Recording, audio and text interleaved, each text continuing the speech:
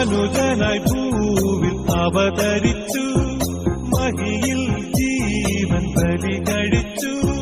തിരുനിണവും ദിവ്യഭോജ്യവുമായി ഈ ഉലകത്തിൻ ജീവനാ, വഴിയും സത്യവുമായവനെ